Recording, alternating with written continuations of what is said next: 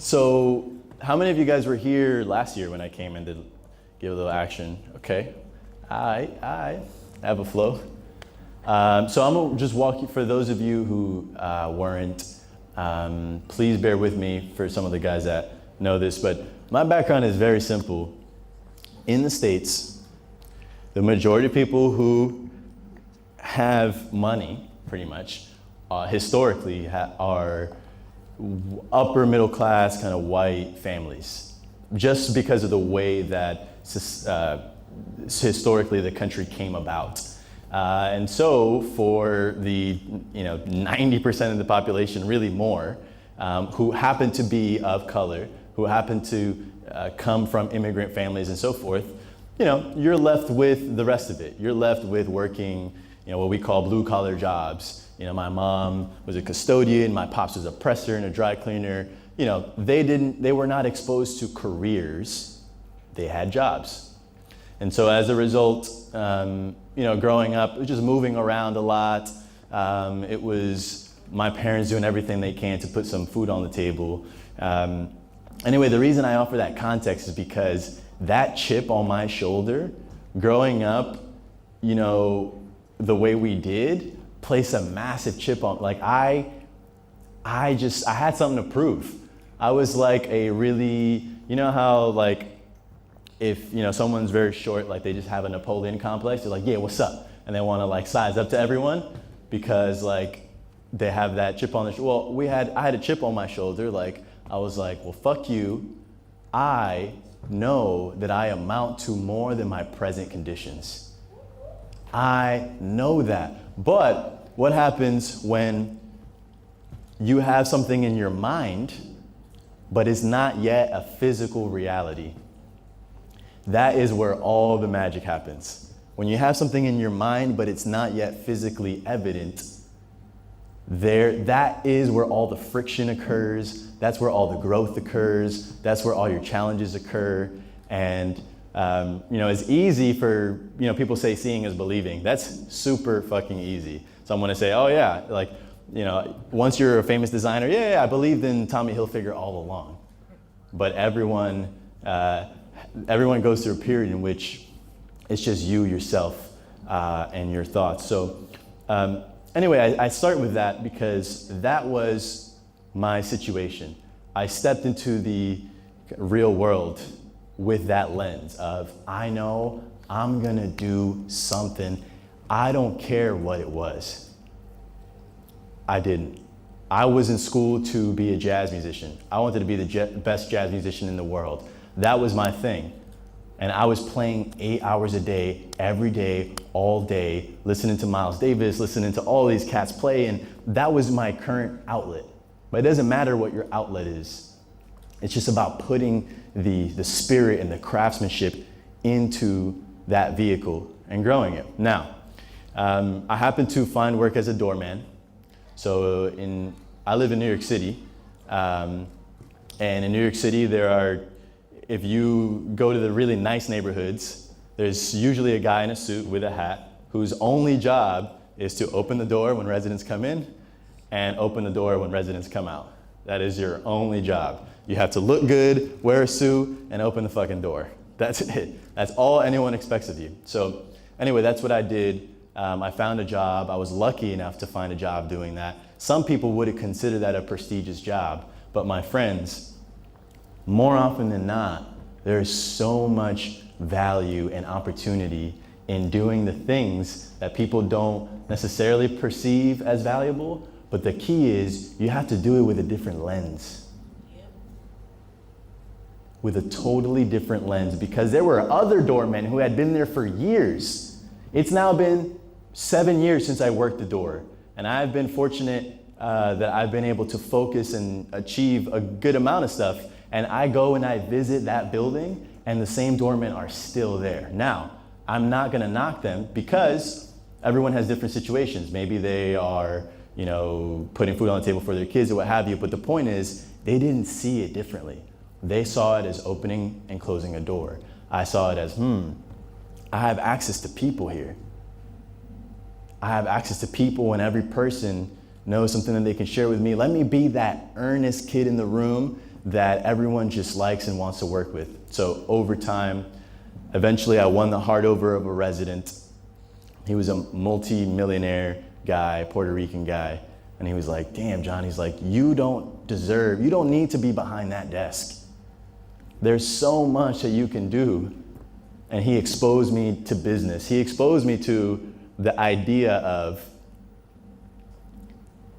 creating more value with an hour. Like, that was just mind-blowing to me. Like, working as a doorman, I started at $9 an hour, and I ended at $14 an hour.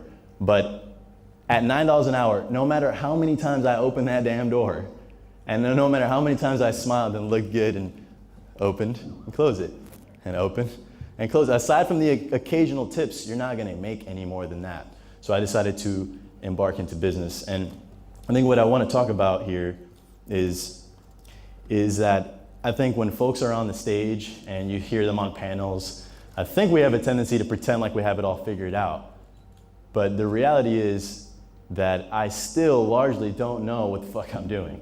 Like, when I got started, it was fascinating because you see people perceivedly on the other side and you think that they have it down pat. But as you march on and you seek advice, like I was really hungry, always seeking for advice. Like have you guys ever, how many of you folks here, like, let's say I designed a logo and I knew which logo I liked best, but I still presented it to people and I was like, yo, which one do you like? And if they chose the one that you don't like, you're like, yeah, I guess that's cool. But if they chose the one that you like, you're like, yeah, that's a great choice, right? Because you're just validating what you already know, right? That intuition. And so in my particular case, this guy had a chain of dry cleaners and he said, hey, go out there and convince people to give you their clothes. I'll clean them on the cheap. You charge the market rate and you can make that spread. So this shirt that you have on, this plaid shirt, in the States would cost you $4.50 US dollars to dry clean. I would convince you, hey, how are you? My name is John Henry. Listen, I run a mobile dry cleaner. I will get you your clothes in 24 hours guaranteed, ding, with a smile on my face. And most people will say no, but eventually someone would say yes. I take it to Hugo, he charged me $1, I charge you $4.50, I make $3.50. Pretty simple. Fast forward, I picked up some big movie accounts. So I did all the clothes for Law and Order, Boardwalk Empire, Wolf of Wall Street, Amazing Spider-Man 2, Ninja Turtles, Barclays Center, Spike Lee, Mike Tyson, Jay-Z, Beyonce, and it just went on and on. And the fascinating thing is that I dropped out of college to do this. I was 18 years old, I left school. Guys, I don't read many books. One of the questions I get a lot while I'm here, people will ask, yo, what books do you read? Guys, like, I just don't read that much. I've been so, my career path, I can only speak on my career path, has just been fundamentally based in going out there and experimenting by doing.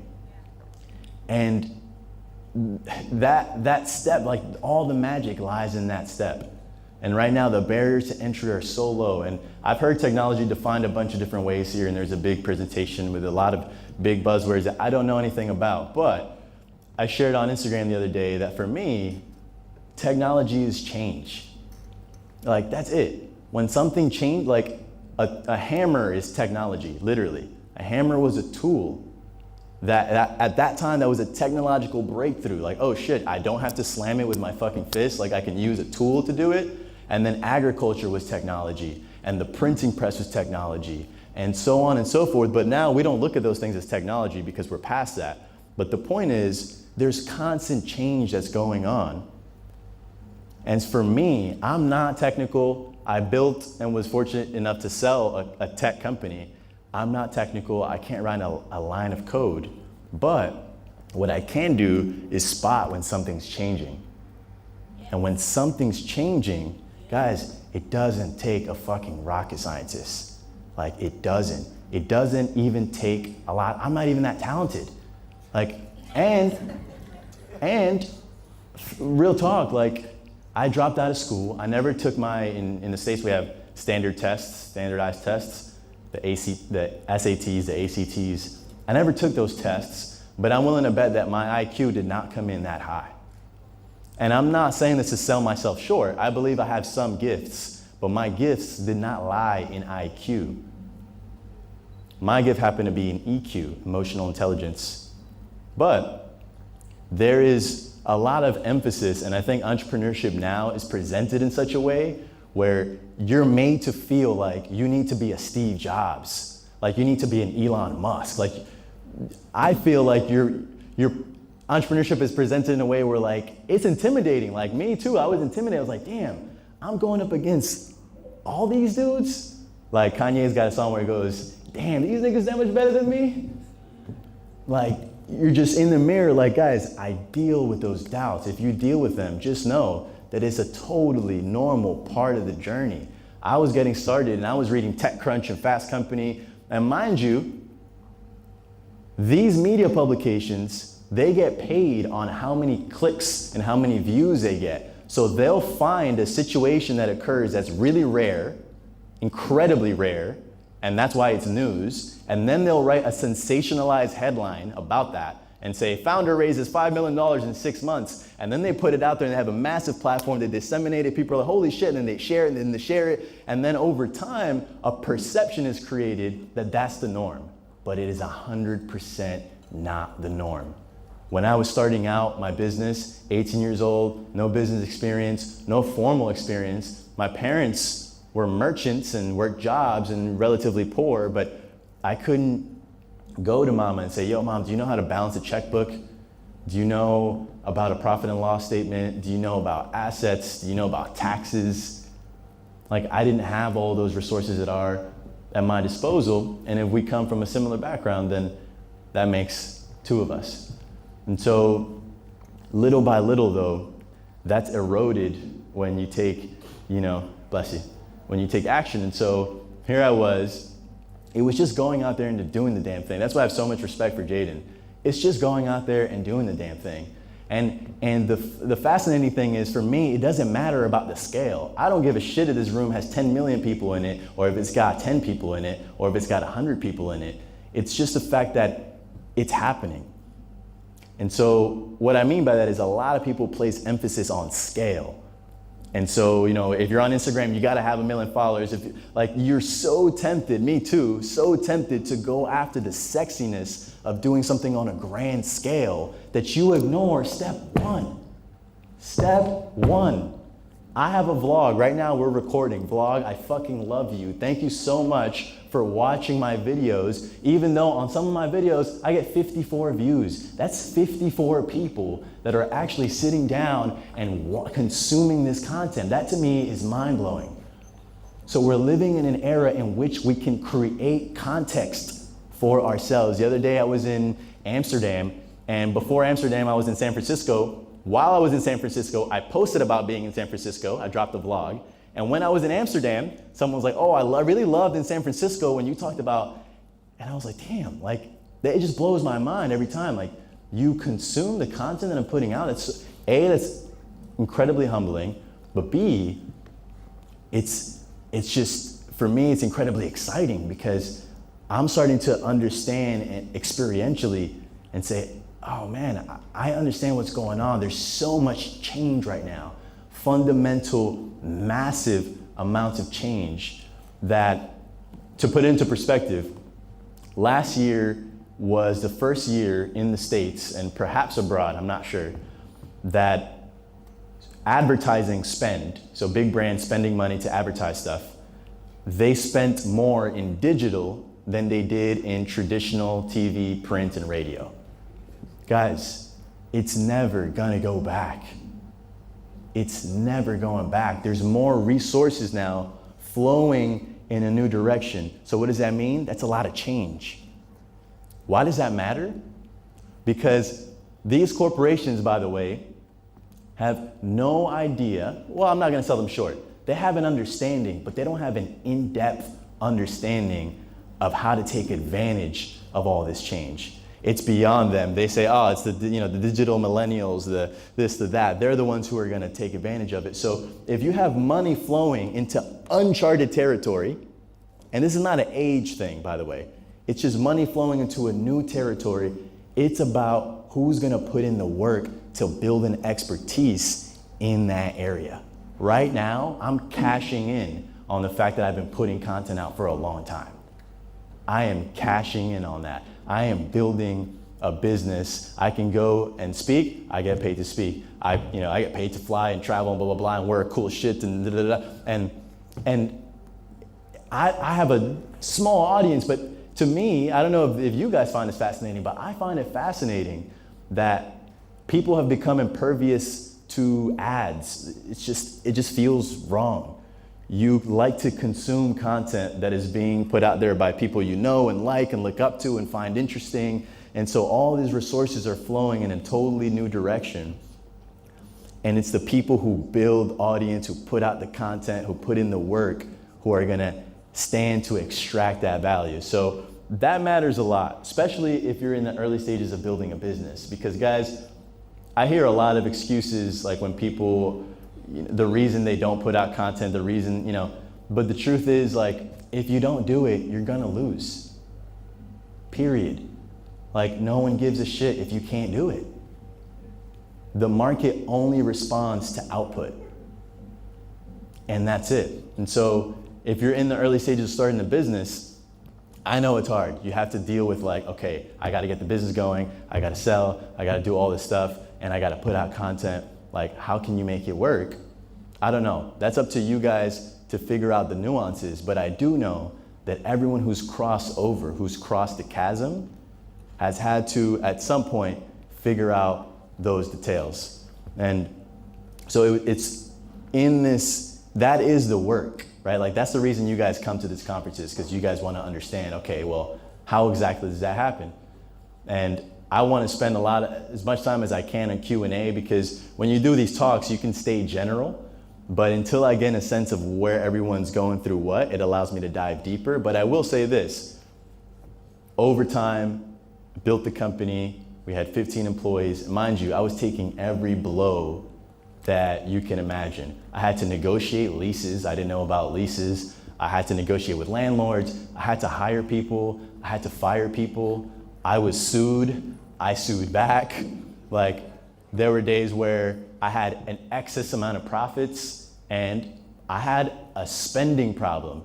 And my vice was not, going out per se. My vice was just, I wanted to overinvest in the business. And sometimes I invested in things that were sexy but were not necessary. And my poor decision making in some times actually put the business in a pretty bad state. And I had to dig myself out of that hole and come back out and learn the same lesson again. Like some people say, I never made the same mistake twice. I've made the same mistake a fuck ton of times. Like, it's not just you, I promise. I've made the same mistake a lot of times because you learn the same lessons in levels, in varying stages, right? I've built my confidence as an entrepreneur. Now I'm an investor, I'm learning to build my confidence as an investor. And we learn in a very specific way. So unless you've done that specific thing for a prolonged period of time, you're not gonna have the chops, you're not gonna have the reps. Like, it takes a lot of time, right? And so it takes the reps. Now, going back to the doubt for a minute. Guys, I wish, this still happens to me, where I look in the mirror and I'm like, damn, like, what did I sign up for? Like, who do I think I'm gonna go and do what? I'm gonna go and invest in how many people? And I have real estate right now. And when you buy real estate, the bank loans you money. So now is the first time where I have other people's money that I gotta account for. So I have other people's money, have other people's expectations. I have the bank loaning me this. I now have a personal brand. So if I don't post and people are like, yo, where you at? I can't go. Like in Harlem, which is where I live, it's your local community, so I know a little bit more people. So if I go out, then I got to deal with people, just trying to say hello. And like, sometimes it drives me just fucking mad and I don't want to talk to anyone. And sometimes when things are going poorly, one thing you got to understand is that when things are going well and you're out there, trust me, it's awesome. Like, I take a stroll down Harlem, it's like, yo, what up? And just wait for people to say, yo, I love that thing that you did. But when things are going shitty, you face the same amount of scrutiny and pressure. And sometimes, I don't know about you guys, but sometimes for me, I feel like that pressure is just too much to handle. And it's in those moments I go in these rabbit holes of doubt. I'm like, oh my God, like, what is this all for? And then I ask myself in the mirror, this is the one question that I ask myself that gets me out of that state.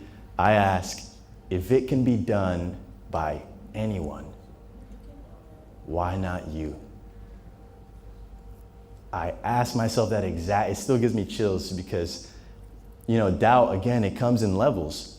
I have no doubt in my mind I can go and start a dry cleaner again and sell it. I've done that. Then I face that challenge of building an incubator. I've done that. Now I'm building a fund. And I do, there are those moments of doubt. They come in phases. And so you ask yourself that question. And so these are the macro kind of beliefs that have pushed me through and allowed me to build a career. I think the last macro thing I'll touch on, then I want to dive micro. I want you guys to ask questions. I'm a practitioner for real. Like, I spend a lot of times doing a lot of nitty-gritty shit, especially on Facebook ads, on just a lot of things that are relevant to a 2018 world. I spend a lot of time harnessing those skills so we can go there. But I think another thing that's fascinating is that I can't overestimate the value of an important narrative. So in other words, do shit that's worth doing. Like, I get people that come up to me, and I've had a good amount of press, so folks will ask, like, yo, how do you get press? And I'm like, yo, I'm doing this thing, I'm doing that thing, I'm trying to get PR. Like, I need a PR agent. No offense to the PR agencies here.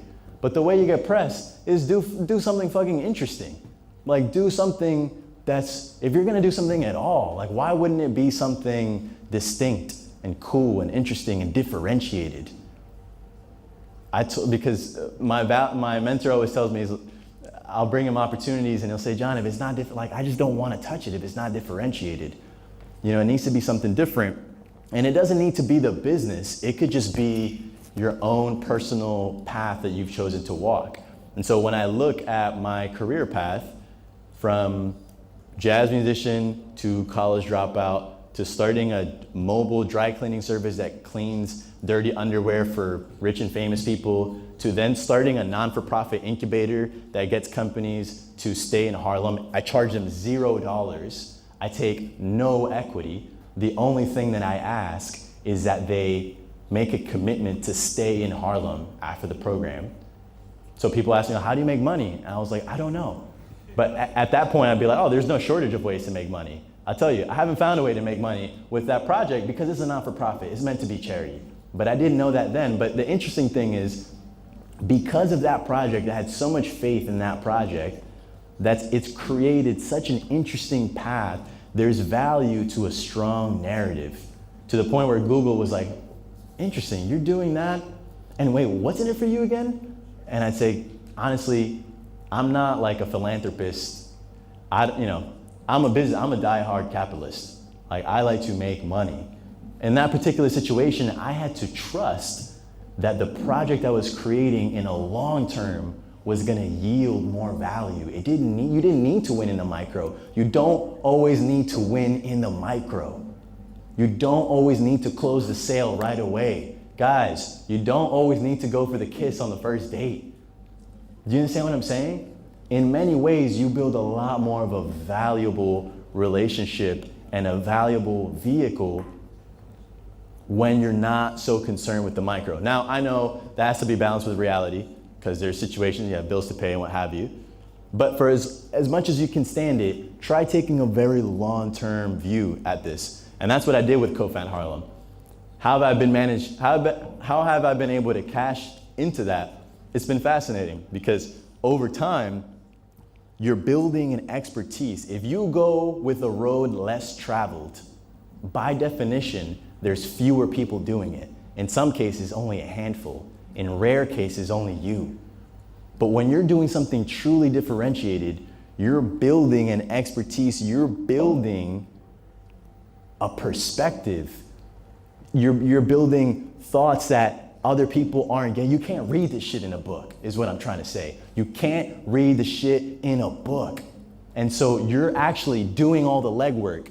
And I didn't know what I was doing when I was building an incubator, but hey, Who runs an incubator? You do. Hey, listen, let's sit down, let's have a meeting. Okay, interesting, fascinating. So the most important thing is space, because that's the most expensive thing. Hey, who owns real estate? Oh, you do? Okay, listen, I would love to get on your calendar. Okay, great. Listen, so tell me, what are your motivations when you own space? Like, what are the things that you look for? What were the things that I would have to be able to do in order to get some space from you? Okay, interesting, fascinating. Okay, so hey, Google, you said you were interested in sponsoring me, right? Because black people think that you don't hire enough black people, so you want to look good in front of black people, and I'm a black guy. So therefore, would you be interested in sponsoring me so that I can increase your goodwill with, as diversity and inclusion is related? Okay, you would? Okay, awesome, great. So then I got your sponsorship. Hey, real estate guy, can I have the space? Yes, oh, I can have the space? Okay, great. And that is the legwork. And when you're doing that legwork, that is the expertise. That is the fucking magic. That is the work that no one wants to do. And when you do the work that no one wants to do, you become more valuable.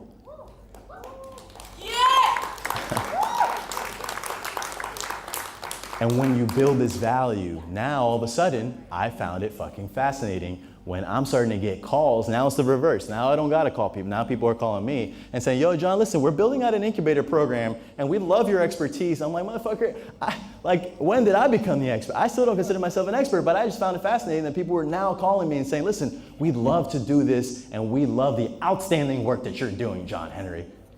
And by the way, the same politicians that turned me down, now, bro, the borough president of Manhattan, I'm calling you out, Gail Brewer. We're not gonna put this on the blog. I get crucified in New York. But the borough president of Manhattan, I needed a recommendation letter to get a grant for $80,000. I was beyond broke. I was all in, chips all in into this one grant. And grants are very political in New York, probably here, probably everywhere. And I just needed her to write me a fucking letter that says, I approve of John Henry, because everyone was hesitant, but if the boss does it, and it wasn't gonna cost her anything, but if the boss does it, then everyone follows behind and then I get the grant and then I'm good to go. But it was early, so the risk, the political risk is that, if you fund enough projects that don't go well, then your stakeholders will say, well, what about that time that you funded that project that failed, and then they don't get reelected. So politicians are very motivated, unfortunately, by very short-term election cycles.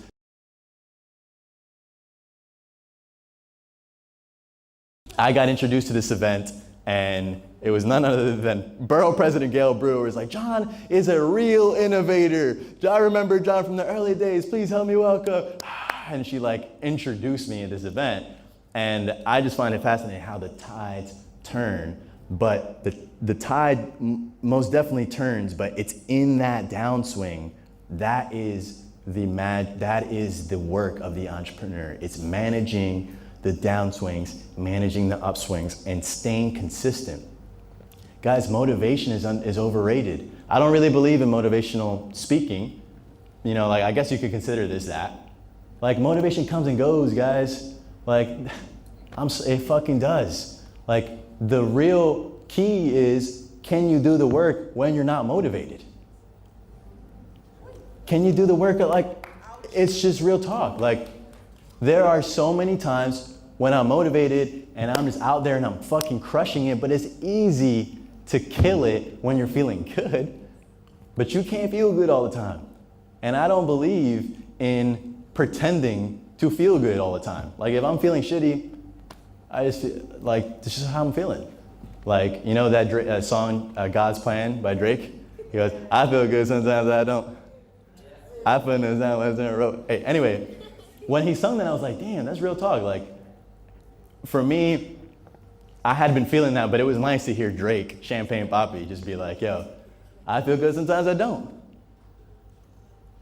I hold back sometimes I won't, right? So it's, our emotional temperaments vary, the ups and downs vary. On a macro scale, the market goes up and down, everything goes up and down, but if the entrepreneur can stay committed and build out that consistency, eventually you develop that expertise. When you develop that expertise, you start getting paid for it. Now people find it reasonable to pay me what I consider to be somewhat exorbitant amounts. I actually feel guilty because meanwhile, my parents still work blue collar, my parents still work physical labor in a town in Pennsylvania. I don't want them to live there. I'm stuck in this really weird position now where I'm doing well enough for myself, but I'm not doing well enough to break my parents off and have them stop working. So it's this like strange thing. And my parents tells me, and they said, John, a win for you is just as if it were a win for me, but it's not a win until my parents are relaxing in fucking Ocho Rios, just like chilling out and drinking champagne and ordering from a restaurant and not having to look at the bill. Like that for me is the win. However, until I get there, I'm in this weird stage. But going back to, remember, we're talking about a thing that I did that there was no clear way to make money. And that same thing, if you weather it through, and some people ask, well, how do you do it when it gets really hard? I don't know, fucking figure it out, because everyone has to figure it out. But just go on and power through, and eventually when you develop that expertise, then you get paid to speak. Then I had an agent say, hey, John, you have a few books in you. Would you like to sign a book deal? I said, well, how does that work? Like, I don't cash right now to put up. Well, John, it doesn't take any cash. We actually work on a commission basis. We don't sign anyone. We don't sign everyone, but we do sign people that we think can get to the marketplace and deliver a book. And here's the way it works. And then she broke it down to me. She says, hey, you write a book proposal or hire someone to write a book proposal for you. It only, it costs a limited amount of money, relative.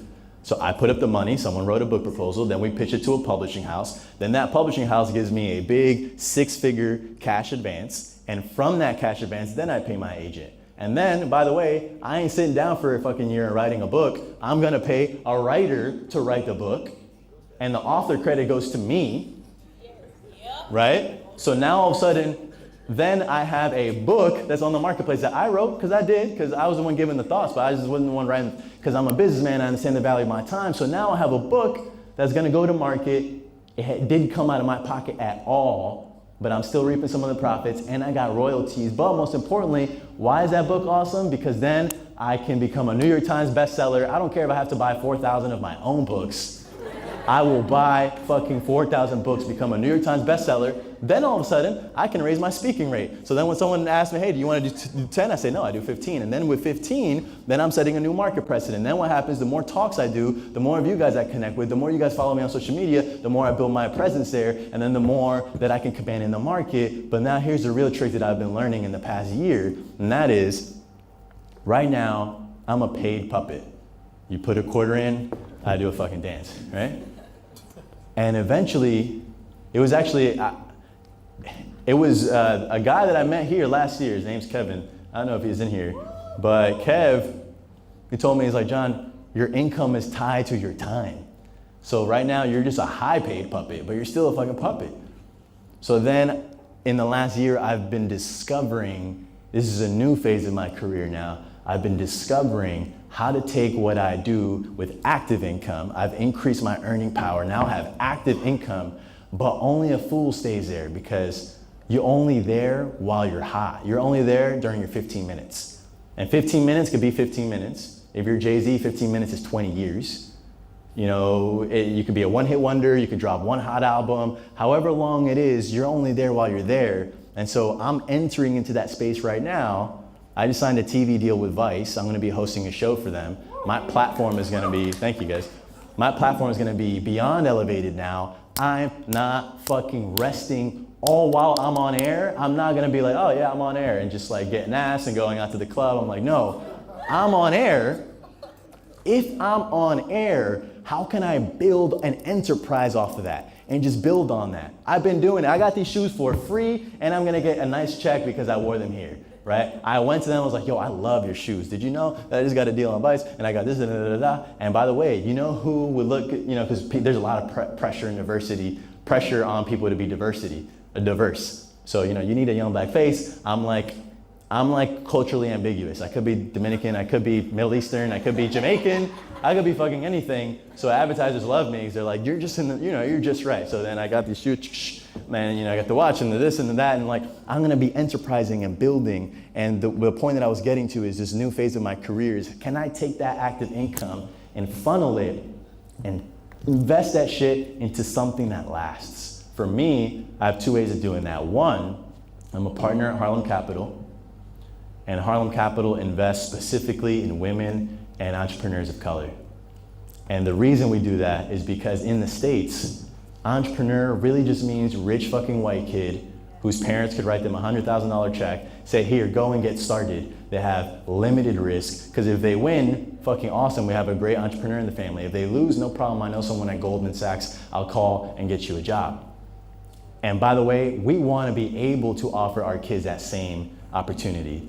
But presently, we don't. And so what happens is the majority of venture capital and investment and what have you flows to a group that has come from privileged backgrounds.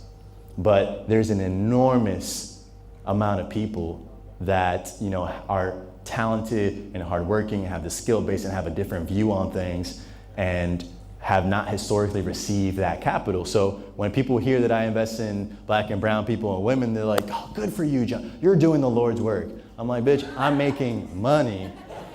Like, I'm investing in people that people are not investing in. And so going back, remember I said a distinct narrative.